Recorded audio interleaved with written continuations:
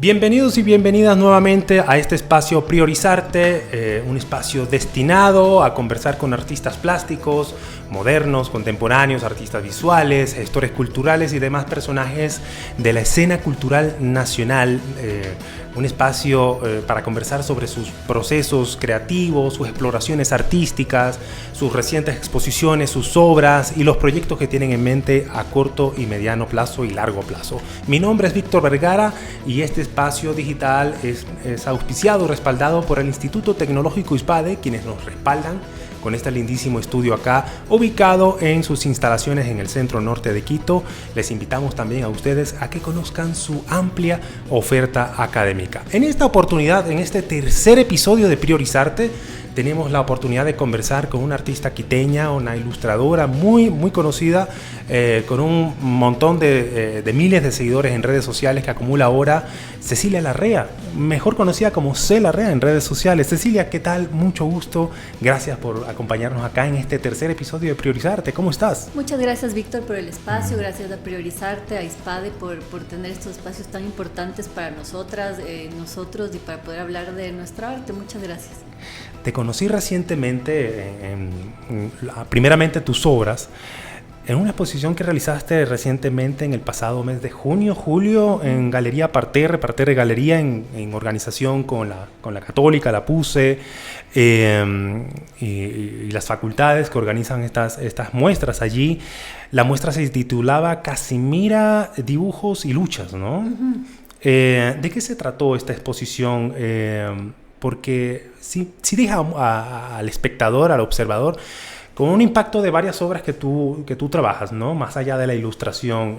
¿Nos puedes dar un vistazo, un resumen de qué trató esta exposición para quienes no asistieron? Uh-huh. Claro, esta expo fue más o menos revisar un poco toda la ilustración que yo había hecho en estos años, que son como capaz 6 años, ya se me pierde un poco.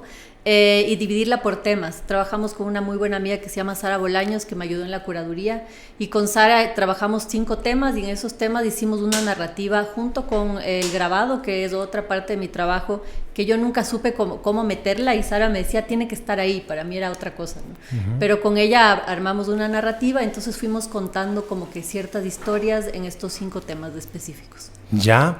Y para la audiencia que no conoce tu obra como Casimira, como artista, ilustradora, ilustradora disruptora, desestabilizadora, te colocas en tu Instagram. Sí.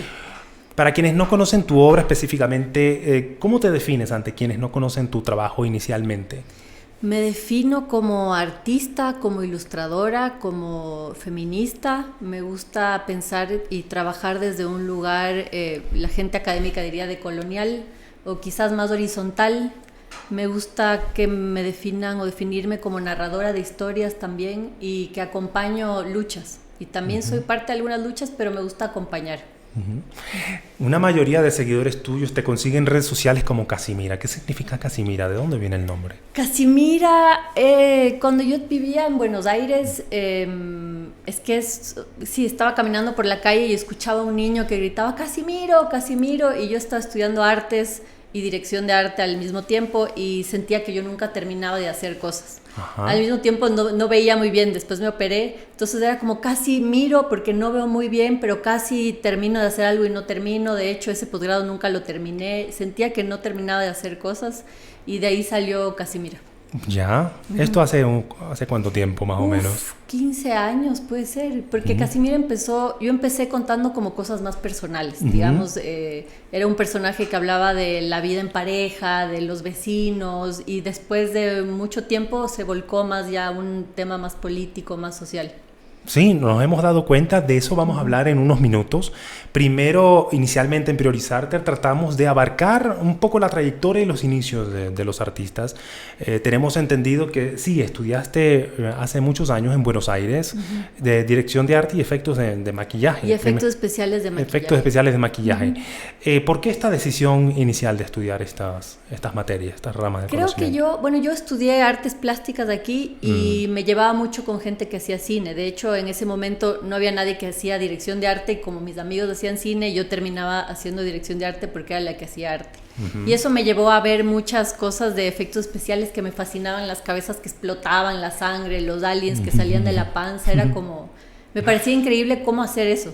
Entonces se dio la oportunidad de irme a Buenos Aires, me fui a estudiar allá dirección de arte, unos cursos pequeños, y encontré este curso de una persona muy conocida que enseñaba efectos especiales de maquillaje en como 3 módulos. Entonces me metí a hacer eso y terminó llevándome a grabar una película con él, con un grupo de estudiantes, digamos. Participaste también en varias producciones Allá, grandes sí. en Argentina, ¿no? Tuve como mucha suerte en realidad, porque ese medio es muy complicado. No digo que el de aquí no, pero es que al ser tan grande y tener una industria que tiene tantos años, muy reconocida en Argentina, es muy difícil. Y a esta persona le invitaron a hacer efectos especiales del Secreto de tus ojos. Entonces nos convocó a 3 personas para trabajar en esa película, que fue mi primera película de toda mi vida. Yo era con la boca abierta, o sea, ¿cómo está pasando esto? Ricardo Darín. Hola, señor Darín, claro. Sí, Campanella. Entonces, creo que parece que pisaste en grande al principio, ¿no? A primera. Sí, la verdad igual fue duro, porque no era, digamos que esta persona de la que yo aprendí tenía mucho conocimiento, pero para mí no era una persona que estaba muy bien física ni mentalmente. Entonces fue muy complejo por ahí. No sé si es que yo lo volvería a hacer, de hecho. Aunque eso me dio una carrera de 20 años. Y en este tiempo, ¿ya dibujaban, ya ilustraban o eso estaba todavía muy lejos? Dibujaba porque me impresionaban las cosas que veía en la ciudad. Era una ciudad, para mí, era todo muy nuevo, la gente con los 1000 perros paseando, la gente tomando mate, me sorprendía tanto todo que tenía la necesidad de dibujar, y todavía tengo esos cuadernos guardados, pero pensaba que eso no iba a llegar a ningún lado, porque para mí era como, ¿quién me va a pagar por esto? ¿No? Ya. Y una amiga, me acuerdo, una amiga que mucho mayor a mí, que ahora creo que tiene 70 años o 80, me decía, tú eres ilustradora. Y yo, no, ¿qué te pasa? Estás loca, Marina. Y ahora que la llamo y le digo, oye, tenías razón. Claro, es que se ha desarrollado como una carrera también, o ser ilustrador digital, o ilustrar para revistas, o una caricatura, un libro infantil. De eso también vamos a hablar bastante. Fuiste estudiante de la San Francisco también, de artes. Fui estudiante de arte en la San Francisco con beca. ¿Por qué esta decisión? ¿En tu familia también hay artistas? ¿O eres como la oveja negra del artista? ¿O te entienden en tu familia? Sí, aquí también somos artistas. Mi abuelo de parte de mi mamá era poeta y músico. Y mi abuela siempre me dijo, por favor, mi hijita, no estudie arte. o si quieres estudiar arte, pero estudia cualquier otra cosa. Ya. Y yo no le hice caso. O sea, dije, como me estás diciendo que no estudie, yo ahora voy a ir a estudiar. Y así llegué a eso. Luego, ¿cuántos años pasaste en Argentina y hasta que regresaste a Ecuador? ¿Cómo fue ese proceso? En Argentina estuve más o menos 5 años, entre que era mesera, cocinaba en una cocina, cuando había algún proyecto me llamaban. Yo usualmente era equipo de refuerzo, es decir, allá películas de época gigantes, contrataban 20 maquillistas de refuerzo para trabajar época de 2 de la mañana a 8 de la mañana maquillando a 500 extras. Wow. Y ahí tocaba, era como una máquina, ¿no? Pero ahí aprendí, porque yo en realidad no sabía maquillar normal, sí, solo efectos especiales, y como me llamaban a eso, yo miraba a la chica de al lado y decía, se hace así, ok. Y fui aprendiendo un poquito así. Qué Entonces me movía entre todas esas cosas y resultó ser muy cansado en un momento también.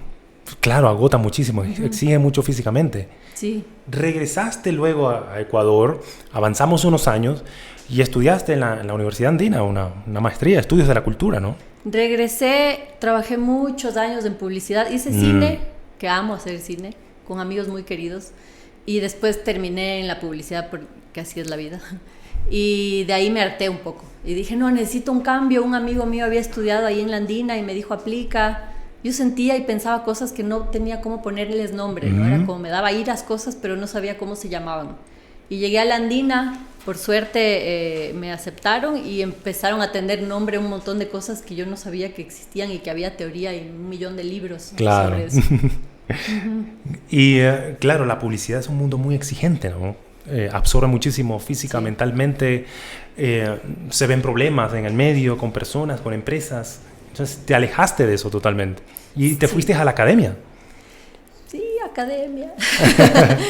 Sí, bueno, la publicidad es, como te decía el otro día, todo otro podcast. Pero de ahí, bueno, aprendí mucho, ¿no? En la Andina, y creo que hay unas herramientas muy valiosas para mí, pero siempre siento y la razón por la que dibujo de esa forma, de hecho, es porque es como, ¿cómo bajo toda esa teoría para que alguien normal entienda, ¿no? Porque nadie entiende cuando un académico, que es muy valioso lo que hacen, escriben muchos libros y a veces circula solamente entre ellas y ellos. Y entonces, ¿cómo lo llevamos a otro lugar? ¿Cómo lo aterrizamos a la ciudadanía? Claro, para que otra gente pueda entender también cosas o aprender. Yo valoro muchísimo eso, claro. Y de eso se trata este podcast. Hay muchas personas, muchos académicos que pueden publicar ensayos, pueden publicar libros, pero a veces el lenguaje muy académico impide a muchas personas como absorber las ideas. Incluso en un texto curatorial, en una exposición, a veces se hace complicado entender los conceptos. Sí. Creo que en este espacio queremos hacer eso, conversar con artistas y ciudadanizar ese lenguaje, ¿no? El lenguaje artístico en todos los formatos. Cualquiera que entre en tu Instagram, vamos ahora a hablar de la actualidad. Cualquiera que entre a tu Instagram viene conociendo este contenido que has ido publicando desde 2016, 2017, como lo indicabas, ¿no? Problemas cotidianos entre parejas, ilustraciones, personajes, historias que a la medida de que pasan los años, 2018, 2019, llegó la pandemia, estos contenidos, estos personajes se volvieron un poco más con un refuerzo de ideas de lo social, de lo político. Primeramente, para hablar de tu proceso creativo, ¿cómo construyes tus personajes? ¿Cómo, desde Casimira, desde que lo concebiste, cuál era la idea? ¿Qué tipo de historias querías contar? ¿Los querías contar físicamente, en dibujos, en físico, en soportes o digitalmente? ¿A quiénes querías llegar? ¿Por qué a comenzar a ilustrar estas historias? Casimira, bueno, en realidad el material es material real. Yo trabajo en tinta y un papel grueso de mala calidad. Me gusta que sea de mala calidad, que absorba mal la tinta, que yo no pueda limpiar. Es como muy importante eso para mí, porque es importante la rapidez en comunicar. ¿Cómo es mi proceso? Morirme de las iras. Me muero de las iras viendo los noticieros en la mañana mientras desayuno, que mucha gente dirá, ¿cómo vas a desayunar viendo eso? Pero esa ira se transforma en un dibujo después. En un dibujo de querer decir algo o de querer contar esa otra historia que no cuentan los noticieros que están en la televisión, que ve todo el mundo y que todo el mundo después cree lo que dicen. Entonces, ¿cómo contar ese otro lado? De ahí me pongo a investigar. Bueno, el noticiero dijo eso, vamos a ver. Buscar muchos artículos, leer muchas referencias y a partir de eso crear viñetas muy cortas para que se pueda digerir. Porque para mí el dibujo y la ilustración es una forma que la gente puedo comunicar con la gente desarmada, es decir, no te doy un discurso y dicen, ya viene esta feminista, ¿no? Sino que con un dibujito dicen, mira qué lindo este dibujito de un perrito hablando, y ahí como que puedo llegar a otra gente que no está con esa coraza de no, yo no te voy a escuchar. ¿Qué herramientas te ofrece la ilustración que otros soportes o formatos no tienen? Por ejemplo, al trabajar sobre un lienzo, con pinceles o con óleos que tardan en secar. ¿Qué te ofrece la ilustración que otro material no te ofrece? Creo que también la decisión de ese material para mí es porque, aunque no lo creas, tengo mucho miedo a otros materiales, me da miedo a otros papeles, cosas muy grandes, y encontré que me da una rapidez bien importante que quizás no me da el óleo o el grabado, que igual también hago grabado, pero para hacer un grabado por ahí me demoro un mes entre el boceto, etcétera, y esto yo lo quiero sacar en 1 hora, ¿no? Quien se fije en tus ilustraciones ve que hay una cromática muy distintiva de tus ilustraciones. Utilizas una especie de blanco y negro muy sutil, unos púrpuras muy, muy sutiles. ¿Cómo eliges esta cromática? ¿Cómo eliges, voy a trabajar a color, voy a trabajar a blanco y negro? Depende del tema. ¿Cómo construiste esto? Porque es muy difícil distinguirse como ilustrador. Hay muchos estilos, hay muchas cromáticas, hay muchos soportes, pero que una persona vea tu dibujo y ya sepa, yo sé que ella es Cecilia, es muy difícil de lograr. ¿Cómo has ido logrando ese aspecto artístico, digamos? Yo siento que es mucho el hacer todo el día, ¿no? Hacer todo el día te afloja la mano de una manera por un lado y por otro te guía a siempre hacer la misma forma. Cuando yo quiero hacer otras formas, por ahí me cuesta un poquito arrancar. Y de ahí el aguada o la tinta aguada o la acuarela fue como una especie de... Llegó a mi mano una lata de acuarelas. Y yo dije, qué bonito, qué miedo me da la acuarela. Nunca he probado esto. Y empecé a meterle agua. y después de unos años ya solo le meto agua y meto los colores. Dependiendo de la serie, por ejemplo, la serie Ser Artista tiene muchos más colores siempre que lo político, que como lo quiero hacer más rápido, le meto pocos colores, a menos que quiera referirme al color de un partido político, de un personaje muy específico, ¿no? Y también llamas muchísimo la atención en redes sociales desde hace unos 2, 3, 4 años hacia acá, y algunos contenidos específicamente se vuelven bastante virales, bastantes personas lo comentan, dan like, porque tratas temas muy actuales, muy políticos y de mucho interés colectivo, sea cuando hay marchas, sea cuando hay un apagón, sea cuando hay una concentración o una discusión significativa en la Asamblea Nacional, siempre estás ahí, siempre tienes un discurso y te pronuncias, ¿no? ¿Qué tan importante es para ti pronunciarte socialmente o políticamente? Al inicio decías que tú te gusta formar parte de luchas, ¿no? ¿Es parte de eso? Es que yo creo que no se puede hablar de algo sin tomar una postura. O sea, te tienes que parar en un lugar y decir, bueno, primero desde el momento que decidiste contar algo, ya si decides contar eso es porque algo te interesa. Y segundo, vas a tener una postura sí o no. O sea, no existe para mí el periodismo, la investigación sin una postura, que ahora la tienes que argumentar, sí. Y por eso es que hay que leer y enterarse de qué está pasando. Pero siempre va a ser desde un lugar.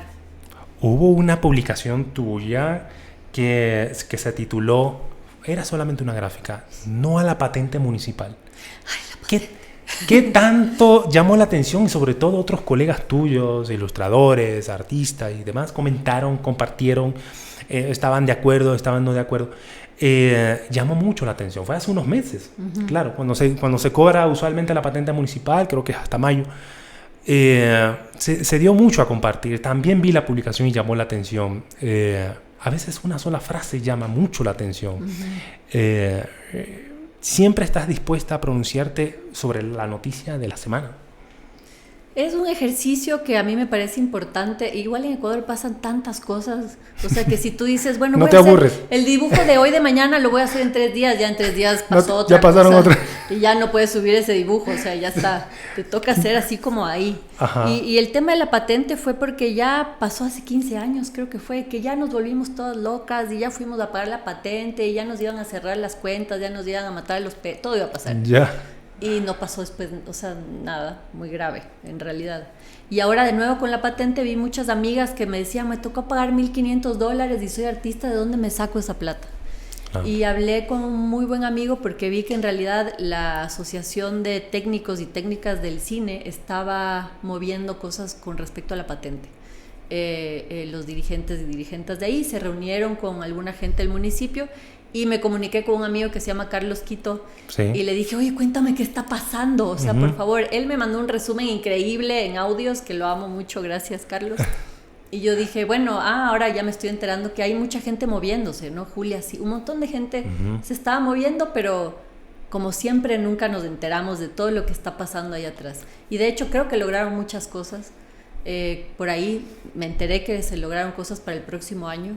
Y por eso también yo estaba frustrada. A mí no me llegó el mail, en verdad, pero yo tenía muchas iras. Ahí está de nuevo la ira. Y por eso hice eso. Es una forma de canalizar. Es una forma de canalizar. Más allá de salir a la calle y todo lo demás, creo que tienes un poder de alcance bastante fuerte a través de la ilustración. Vamos a comentar también qué importante es que los artistas, sean plásticos, contemporáneos, trabajen en la cerámica, la escultura, que tengan una posición política. Actualmente se me vienen pocos que públicamente, incluso en exposiciones o muestras, tienen un discurso político. ¿Qué tan importante es que los artistas en general, así como gestores, como los periodistas, como otras profesiones, tienen una voz, se inclinan ante lo que pasa? ¿Qué tan importante es que para los artistas se pronuncien políticamente? Hay muchos amigos míos de artistas que dicen, yo evito pronunciarme políticamente porque me afecta comercialmente, digamos. Sí, claro. Y está muy bien. Pero de tu parte, todos deberíamos tener, en el caso de tus colegas y tú, una voz que se pronuncie cuando hay un momento que lo amerite. Es que yo creo que la política va más de solamente un hecho político en una asamblea, ¿no? La política es tu forma de moverte en el mundo, qué comes, qué no comes, cómo te mueves con la gente. Entonces eso ya es política. Si tú haces montañas y plantas, ya tienes una postura política porque estás resaltando eso. Ahora ya creo que lo que yo hago es complejo para mí misma también, porque también me pierdo de un montón de trabajo que podría quizás tener y no tengo, ¿no? Pero para mí, yo no puedo moverme en el mundo sin decir que a mí me molesta y me enojan cosas.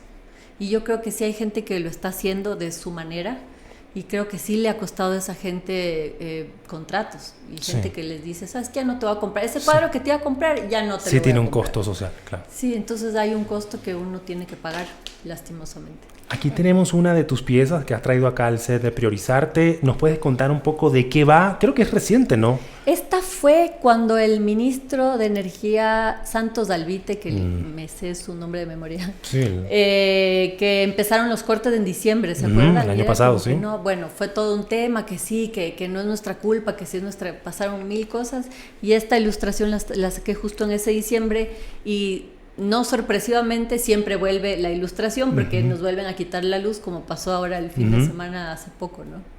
Sí, sí, totalmente. Ahora, alejándonos un poco del tema político, hay otras facetas tuyas en la ilustración y en tu faceta, en tu lado artístico, y es que dibujas mucha botánica. ¿Por qué la inclinación hacia la botánica? Yo veo algunas de tus ilustraciones de este estilo y me hacen acordar mucho las ilustraciones de hace 200 años de Humboldt, que ilustraba igual a mucho color, mucho detalle en botánica. Cualquiera que entre a tus redes sociales va a encontrar hongos, hojas de diferentes estilos. ¿De dónde viene esa inclinación? Uy, qué hermosa pregunta. Mi papá era bonsaísta muy, muy conocido en los 80 y 90. Mi papá ya falleció, pero mi papá tenía 500 bonsáis y plantas en una terraza de este tamaño en mi casa.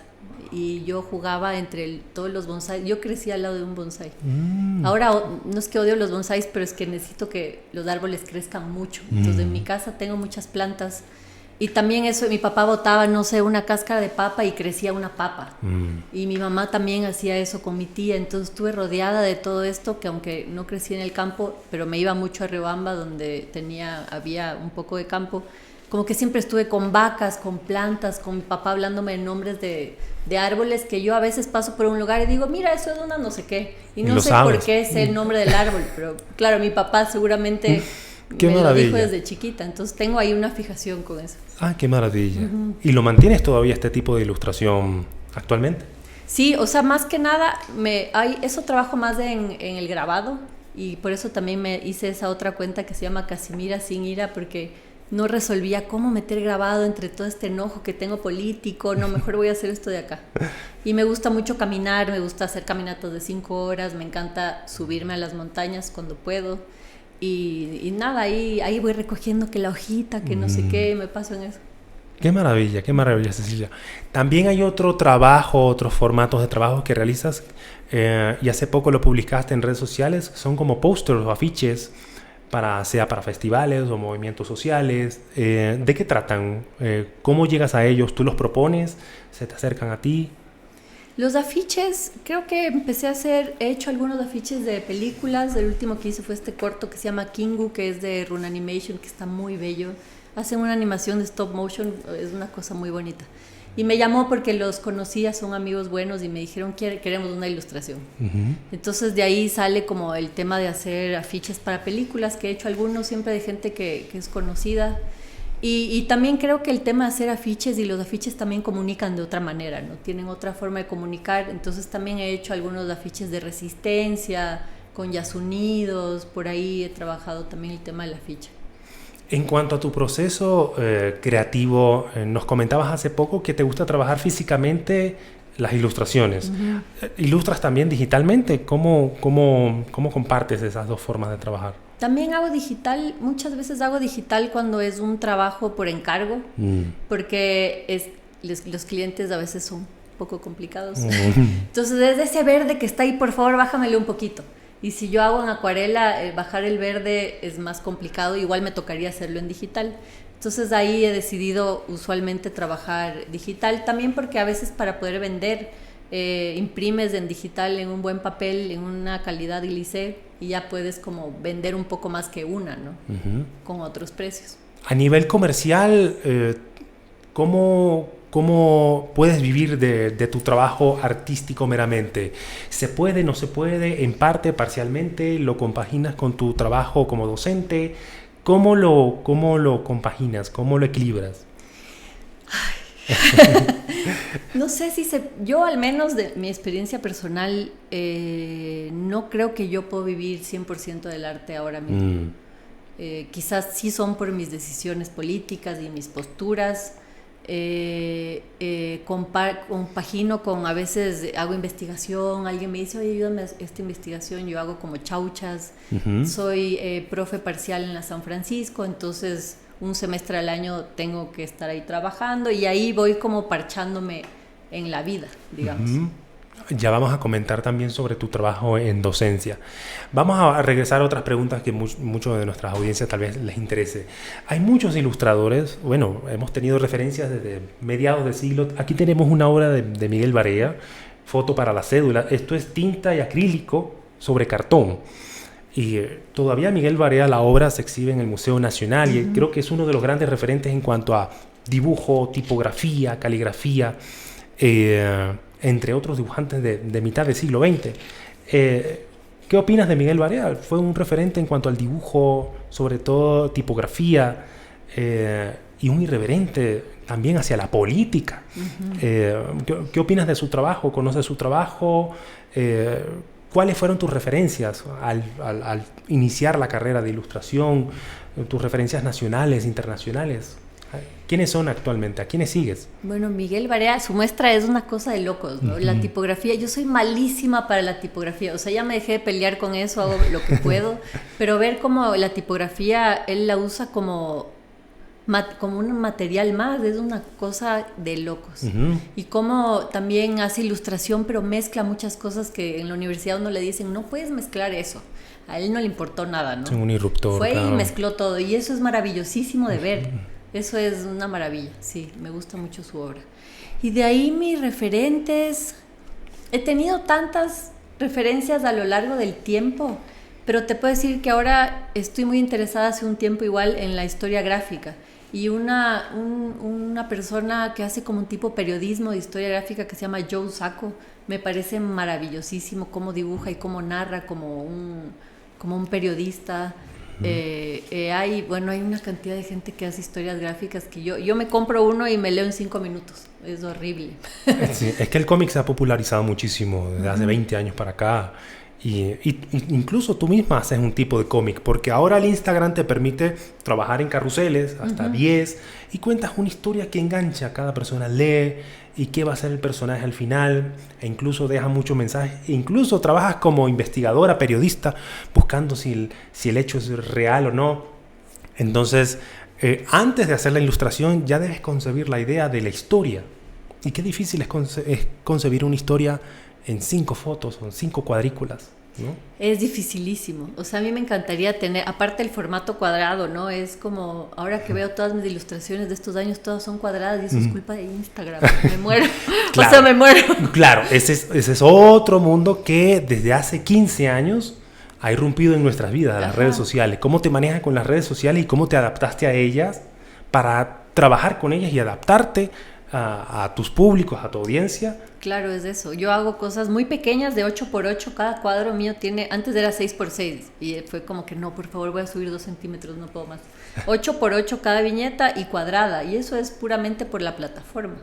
Porque cuando yo hago historias gráficas sí trabajo en cambio tamaño A4, por ejemplo. Que eso también es porque el papel es de ese tamaño, no porque yo decidí, ¿no? Claro. Porque es más fácil imprimir y una serie de cosas. ¿Y tu trabajo relacionándote con las redes sociales, te cansan las redes sociales? Mucho. Sí, qué exigente es. Yo creo que a todo el mundo le cansan, pero es la herramienta que tenemos ahora.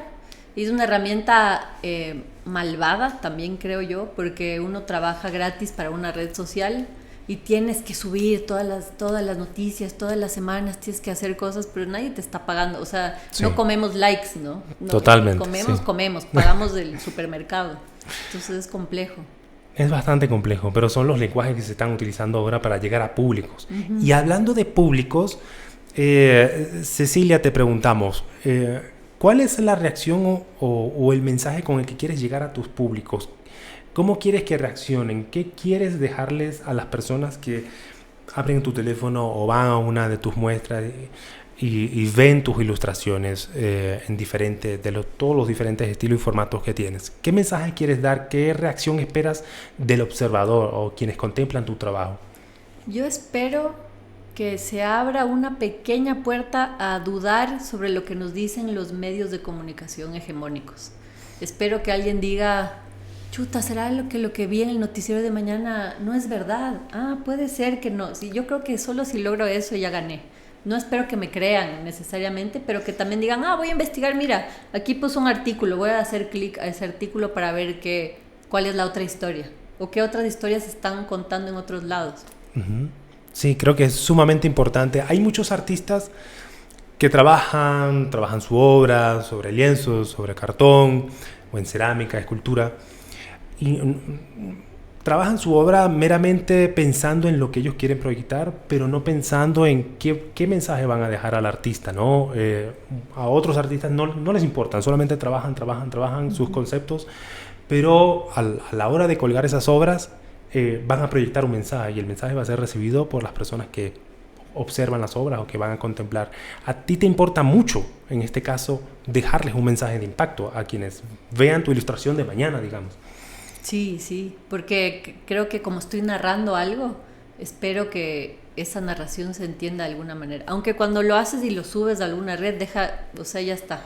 Uh-huh. Lo que pase ya no puedes controlar, es incontrolable, ¿no? Como algunas publicaciones que se han hecho virales tuyas, uh-huh. ¿no? que son varias. Y que a mí una vez me contaron, como, oye, en TikTok hay una cosa tuya, y yo ni siquiera tenía TikTok, y dije, si alguien agarró, hizo captura de pantalla, le animó con cosas, bueno.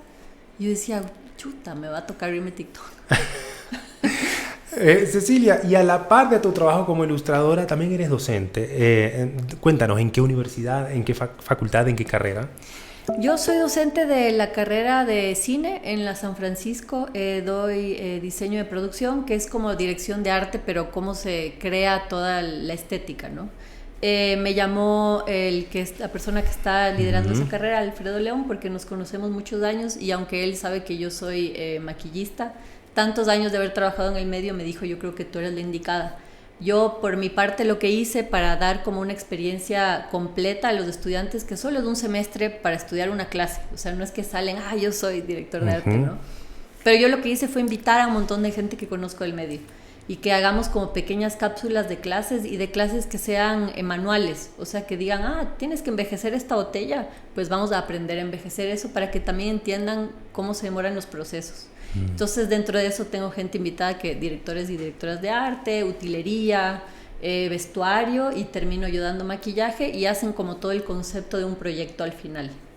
¡Qué maravilla! Uh-huh. Sí, la docencia siempre fantástico acercándose a las nuevas generaciones. Es loquísimo también cómo aprenden de otra manera, ¿no? Uh-huh.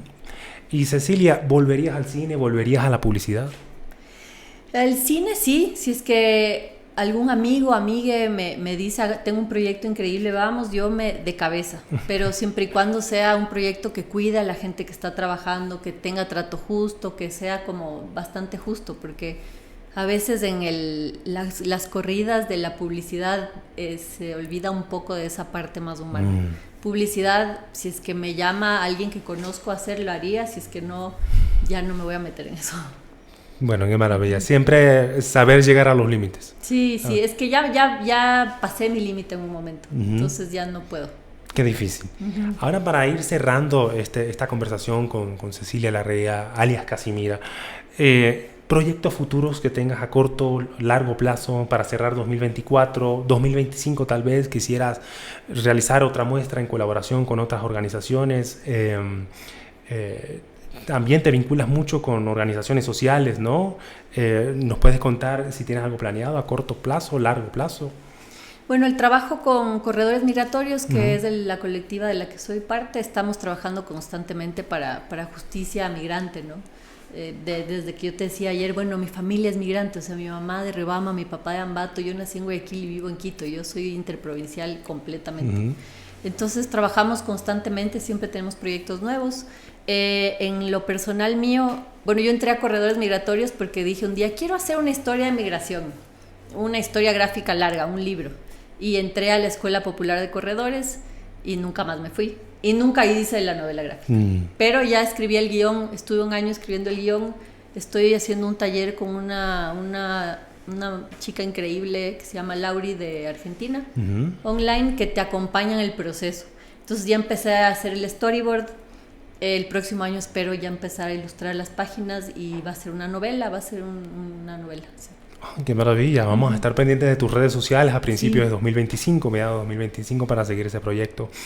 Queremos cerrar este podcast, Cecilia, con una serie de preguntas rápidas, son quizzes, que puedes responder con una frase o una palabra que te llegue a la mente, ¿de acuerdo? Yo te las voy a ir dictando poco a poco y así cerramos de una forma bastante rápida este podcast, ¿de acuerdo? Súper. Perfecto, Cecilia. ¿Cuál es tu lugar favorito de Quito para inspirarte? El Parque Metropolitano. Parque Metropolitano. ¿Trabajas mejor de mañana, tarde o noche? No, de mañana, noche duermo mucho. ¿Eres de café o té? Café. ¿Escuchas música mientras ilustras o eres de silencio total? No siempre, hay un miti-miti ahí. ¿Cuál es tu material favorito para trabajar? Y con el que más estoy cómoda sería la tinta aguada. La tinta aguada. ¿Algún libro que recomiendas actualmente, que estés leyendo o que siempre recomiendes o al que siempre vuelvas? Me leí recién un libro que se llama Las Malas, que me pareció una cosa maravillosísima, que ni siquiera sé quién es la autora, pero es una cosa maravillosísima, si es que pueden buscarlo. ¿Es una narrativa, novela? ¿Qué es? Es una novela, pero es como basada en hechos reales de una mujer y su vida transitando también corporalmente con su sexualidad y también transitando en su vida en la calle, y pasan cosas que uno dice, esto es verdad, pero después hay un pájaro que habla y uno dice, ¿qué está pasando? Y es un libro maravilloso, te hace preguntarte muchas cosas también. ¡Qué maravilla! ¿Cómo te relajas, Cecilia, después de un largo día de trabajo? Me voy al parque, estoy todo el día, me encanta irme y estar con mis perras también. ¿Tienes mascotas? Tengo 2 perras rescatadas. Oye, perrito, ven. Y ya, me quedé con ella. Oh, qué maravilla. Sí. ¿Una comida favorita que no falte en tu nevera? Me gustan las papas fritas, pero no las tengo en mi refri, pero me gusta mucho. Y el queso, si no hay queso me voy corriendo en pijama a comprar. ¿Algún lugar favorito para ti, para turistear, de Ecuador? Me gusta la provincia de Imbabura muchísimo. ¿De Imbabura algún sitio específico? ¿Lago San Pablo, Yaguarcocha? Me gusta en realidad ir a Cotacachi, por ahí en las comunidades aledañas, caminar por las montañas, es muy, muy lindo. ¿Y algún lugar fuera de Ecuador? Fuera de Ecuador, que no me he ido hace mucho tiempo fuera de Ecuador, pero cuando viví en Barcelona me divertí mucho. Una maravilla. Unas últimas preguntas para finalizar. Estás muy vinculada al mundo del cine. Un par de películas de las que siempre vuelvas, un par de películas de las que son tus favoritas. Me gusta, tengo un amor profundo por unas películas en las que yo estuve, entonces quizás mi opinión es muy extraña, ¿no? Porque Mono con gallinas fue mi primera peli aquí de Alfredo León y tengo un amor profundo por esa peli, por ese crew. Prometeo Deportado yo no trabajé, pero me parece una película fantástica. O sea, estar en la misma locación con toda esa gente, me parece fantástica esa película. ¿Y en cuanto a efectos? Los efectos no me parece, pero la utilería, por ejemplo, el vestuario, el guión es maravilloso de Prometeo, me parece muy buena esa película. Mejor no hablar de ciertas cosas, es que hay buen cine aquí, pero el documental me gusta más, por ejemplo, y ahorita vienen los de Doc. Sí, los de Doc. ¿Eres impulsiva o planificadora? Soy ambas, planifico mucho cuando tengo que hacer algo en arte, por ejemplo, cuando tengo que ilustrar, hago 1000 bocetos, me aseguro muy bien, pero de ahí en decisiones del día de ahorita me voy a ir a tal lado, decido así nomás y me voy y lo hago. Una última pregunta, ¿cómo describirías tu trabajo en ilustración en una sola palabra o una sola frase? Mi trabajo con Casimira, ira, esa sería mi palabra. Y no sé, una frase, no sé, pero ira sería para Casimiro. Una palabra bastante fuerte. Ira, sí. Que hay que saberla canalizar. Sí, por suerte lo hago por medio justo de ella. Ella me ayuda. Qué bueno, y qué bueno que Casimira esté disponible para todos y conocer siempre sus historias. Qué gusto, Cecilia, que nos hayas acompañado acá en este tercer episodio de Priorizarte. Para nosotros es fantástico poder recorrer, poder conocer los procesos creativos de artistas plásticos modernos, contemporáneos, visuales, y tanto ahora que se están haciendo tan conocidos los ilustradores digitales con diversas temáticas y diversos intereses que tienen para el colectivo. Cecilia, muchísimas gracias por acompañarnos aquí. Gracias, Víctor, por el espacio, por esta conversación maravillosa. Espero que sigas adelante con este proyecto mucho tiempo. Gracias, y que invite sí. a mucha gente, porque es un espacio que se necesita en este país. Así que muchas gracias. Y a ustedes por haber visto completamente este episodio de Priorizarte acá con Cecilia Larrea y su personaje Casimira. De verdad que para nosotros es siempre un placer tenerlos acá en Priorizarte. Recuerden, este espacio es auspiciado por el Instituto Tecnológico ISPADE, acá ubicada en el centro norte de Quito. Les invita también a conocer su amplia oferta académica. Mi nombre es Víctor Vergara y despedimos este tercer episodio. Chao, chao. Chaito, Ceci, qué gusto. Gracias.